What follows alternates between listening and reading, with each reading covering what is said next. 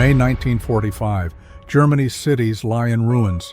Among the rubble stand millions of teenagers once hailed as the future of the Reich. They wore uniforms, carried rifles, and swore loyalty to Hitler. Now the war is over, and they face an empty world. What happened to them after the Reich collapsed? Before we go deeper into how these children became the most contested generation in modern history, make sure to subscribe for more stories that actually happened. When Adolf Hitler came to power in January 1933, the Hitler Youth was still a small, fragmented organization. Founded in 1926 as the Hitler Jugend, Bund Deutscher Arbeiterjugend, it had fewer than 100,000 members. Within a decade, it would command the loyalty of nearly every boy and girl in Nazi Germany. Under Reich Youth leader Baldur von Schirach, appointed in 1931, the movement expanded rapidly. The Nazis saw the youth as the foundation of their future state, and Schirach's task was to shape them into the Führer's image. In December 1936, the law on the Hitler Youth made membership a civic duty for all Aryan boys and girls between 10 and 18. 3 years later, the Youth Service Decree of March 1939 made participation compulsory by law. Every child was to be trained physically, politically, and ideologically to serve the Reich. The Hitler Youth was divided by age and gender. Boys aged 10 to 14 joined the Deutsches Jungvolk, where they learned basic drills, camping, and nationalist songs. At 14, they advanced to the Hitler Jugend, which emphasized endurance, marksmanship, and obedience. Girls entered the Bund Deutscher Mädel, the League of German Girls, focusing on homemaking, nursing, and physical fitness. Together, these branches turned adolescence into state service. The weekly meetings, marches, and weekend camps blurred childhood into militarized loyalty. When war began on September 1, 1939, the Hitler Youth shifted from preparation to participation. Teenagers served as air raid messengers, fire watchers, and anti-aircraft auxiliaries. By 1943, as Germany's losses mounted, older boys trained in specialized units that directly fed into the Wehrmacht and Waffen-SS. Many 17-year-olds saw combat on the Eastern Front or in flak batteries defending German cities. In 1944, as Allied armies advanced, Hitler called upon his youngest followers once more. Thousands were drafted into the Volkssturm, Germany's last-ditch militia. Some units fought fiercely, such as the 12th SS Panzer Division Hitlerjugend, formed mostly of volunteers born in 1926. At Normandy, they gained notoriety for fanatic discipline, but suffered catastrophic losses. Over 20,000 boys participated in the Normandy defense. They knocked out 28 Canadian tanks in their first assault, but lost 3,000 lives before the campaign ended. Others defended Berlin itself in April 1945, armed with Panzerfausts and propaganda-fueled courage. Arthur Axmann, who had succeeded Schirach as Reichsjugendführer in 1940, led them into the final battle. The city commander, General Helmuth Weidling, ordered Axmann to disband the Hitler Youth combat formations, but in the chaos, the order was never carried out. Boys as young as 12 manned defensive positions alongside elderly Volkssturm soldiers. They became part of Berlin's last line of defense, and they were reportedly among the fiercest fighters. The remnants of the Youth Brigade took heavy casualties from the advancing Soviet forces. Only 2 survived. By the time the Reich fell, the Hitler Youth had lost its purpose and its innocence. Millions of members were displaced, orphaned, and traumatized. Their leaders fled or were captured. Schirach was arrested in May 1945 and later tried at Nuremberg. Axmann went underground, attempting to escape through Bavaria. He was captured in December 1945, hiding in the mountains near the Austrian border. Historians still disagree over the responsibility of these young followers. Some point to coercion. After 1939, membership was mandatory. Others see the results of years of conditioning and belief. What is certain is that by war's end, Germany's so-called future generation stood among its greatest victims. Children turned into soldiers, left to rebuild a shattered world. When Germany surrendered in May 1945, the Hitler Youth disappeared almost overnight. Its flags, uniforms, and emblems were hastily buried or burned. The Allied powers, shocked by the degree of indoctrination among German children, moved quickly to dismantle every trace of the organization. On October 10, 1945, the Allied Control Council formally outlawed the Hitler Youth, declaring it a key component of the Nazi state. Its property was confiscated and all activities were banned. The Allies recognized a unique challenge: millions of young Germans shaped by years of totalitarian schooling and propaganda. In the Western zones, the approach was primarily educational.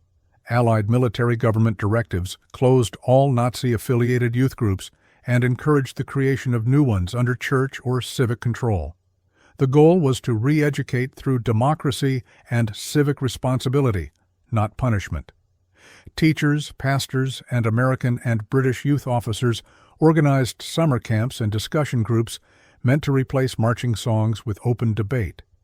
Yet post-war re-education looked very different across occupied Germany. In the Soviet-controlled zone, it took on a distinctly ideological form. The Freie Deutsche Jugend, FDJ, founded in March 1946, became the only state-approved youth organization, absorbing thousands of former Hitler Youth members. Communist doctrine replaced Nazi belief, but the structure, uniforms, discipline, and devotion to the state remained familiar. In later years, East German leaders portrayed fascism as a Western sickness, while the FDJ offered its own brand of socialist loyalty. For some, it provided belonging and a sense of redemption. For others, it simply demanded obedience under a new flag. The blue shirts replaced brown shirts. The songs changed, but the cadence of marching remained the same. For adult leaders, the reckoning came in courtrooms. At the Nuremberg trials, Baldur von Schirach, who had led the Hitler Youth from 1931 to 1940, was charged with crimes against humanity. His indictment focused not only on spreading Nazi ideology, but also on his role as Gauleiter of Vienna, where he had overseen the deportation of Jews. In October 1946, he received a 20-year prison sentence. His successor, Arthur Axmann, captured in December 1945, was tried later by a German denazification court. In May 1949, he was sentenced to 3 years and 3 months for membership in a criminal organization, but was released soon after, claiming to have broken with Nazism. In 1958, a West Berlin court fined him 35,000 marks, about half the value of his property, but concluded he was not guilty of war crimes. The court found him guilty of indoctrinating German youth with National Socialism until the end of the war. Nothing more. For the ordinary members, an estimated 8 million at the war's end, the process was less clear. Denazification questionnaires asked about their Hitler Youth activities, though most were classified as followers rather than active offenders. Many were still teenagers or war orphans. Western authorities soon realized that punishing an entire generation was impossible and counterproductive. Instead, they focused on schooling, psychological counseling, and removing Nazi symbols from public life. In 1949, when the Federal Republic of Germany was founded, the issue of guilt among former Hitler Youth largely faded from public debate. Yet beneath the surface, the trauma remained. Many former members spoke of confusion, raised to worship a leader who had vanished, forced to confront the lies they had believed. The Hitler Youth had been dissolved, but its influence lingered in the minds of millions, learning for the first time what freedom and responsibility really meant. By the early 1950s, Germany was rebuilding, and so were the millions of young men and women who had once worn the Hitler Youth uniform. In both East and West, these former members faced the same question: how to live with a past they had been taught to worship and a future that demanded they forget. In West Germany, the Allied occupation gave way to Reconstruction and the rise of the Federal Republic in 1949. Economic revival, the Wirtschaftswunder, created new jobs, homes, and families. Former Hitler Youth members, most now in their 20s or 30s, blended into this recovery. Since membership had become mandatory in 1939, few carried a lasting stigma. Teachers, officials, even lawmakers of the new republic often shared the same youth training. Historians have noted that the Hitler Youth generation, born roughly between 1922 and 1930, became the backbone of post-war society. Disciplined, pragmatic, but often emotionally detached. Public discussion was almost non-existent.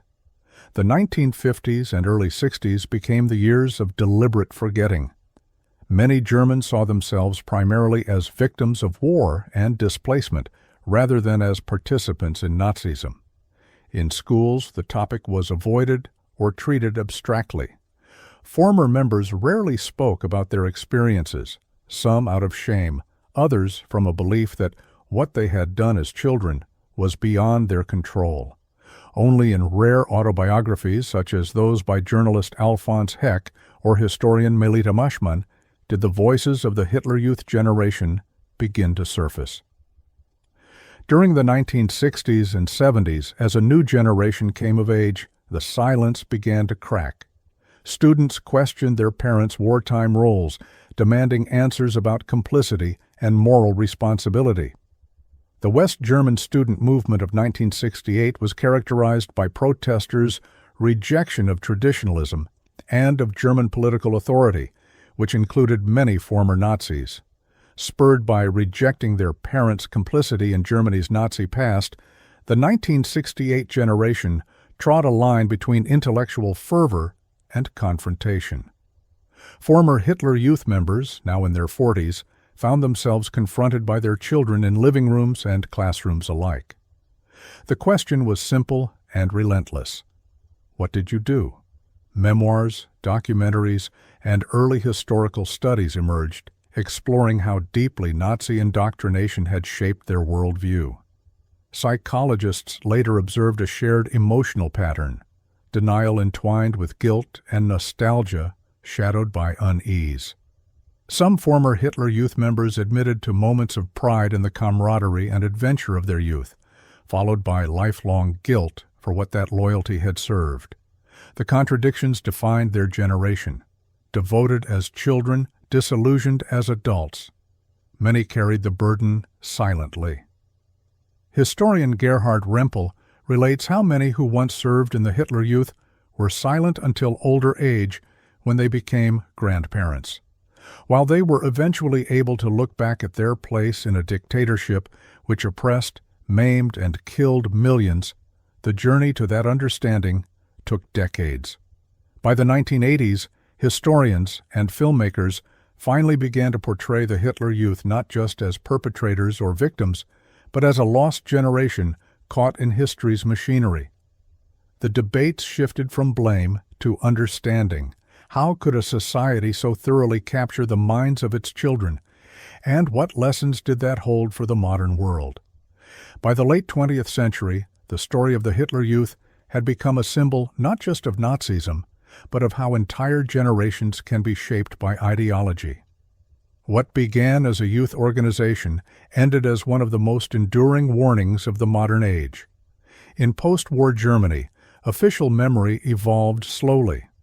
The first West German studies on the Hitler Youth appeared in the 1960s, but only in the 1980s and 90s did schools begin teaching the subject in depth. The children of former members pushed for transparency, demanding to know what their parents had done. Universities hosted conferences on the Hitler Youth generation, exploring how early indoctrination affected democratic values in adulthood. Many former members participated in interviews, describing how guilt, silence, and discipline carried over into their post-war lives. The testimonies revealed the human cost of collective manipulation. A generation trained to obey without question struggled to build a democracy that demanded independent thought. After reunification in 1990, historians began comparing both systems. Some noted striking continuities. uniforms, slogans, and state loyalty repackaged for a new ideology. The Free German Youth in the East had mirrored the Hitler Youth's structure, substituting socialist doctrine for fascist dogma. That comparison revealed how every totalitarian regime, whatever its ideology, depends on shaping the young to secure its survival. Today, the Hitler Youth remains legally banned in Germany, and its symbols are prohibited under the German Criminal Code. Yet its imagery persists in museums, films, and academic debate. Scholars still argue whether its psychological legacy faded after the 1970s or continued to influence post-war attitudes toward authority, conformity, and civic duty. The truth, as so often in history, lies somewhere between collective forgetting and quiet remembrance. Internationally, educators use the Hitler Youth as a case study in how propaganda targets identity and belonging. Exhibits at the United States Holocaust Memorial Museum and the Documentation Center in Nuremberg explore how peer pressure, reward systems, and ritual transformed adolescence into obedience. For many visitors, the most unsettling question is not why the Hitler Youth existed, but how easily it could exist again. The mechanisms remain recognizable. The appeal to collective identity, the promise of purpose, the substitution of ideology for critical thinking. The Hitler Youth taught that service to the state was the highest virtue. Democracy teaches the opposite, that the individual conscience must sometimes stand against the state. In the end, their story was not just about an organization's collapse, but about an entire generation's transformation. Millions of German children who had been indoctrinated into believing they were the future of an eternal Reich found themselves citizens of a divided nation struggling to reckon with its past. Some never recovered from the dissonance. Others spent lifetimes trying to understand how they had been so thoroughly deceived. Still others refused to confront it at all, maintaining to the end that their youth had been innocent, that they had simply followed orders, that they could not be held responsible for what they did as children. But history does not offer such easy absolutions. The Hitler Youth members who fought in Berlin, who served in the Waffen-SS, who participated in atrocities, were victims of manipulation. Yet they were also participants in a criminal regime. The line between victim and perpetrator in their case was impossibly blurred. What remains clear is the warning their story provides.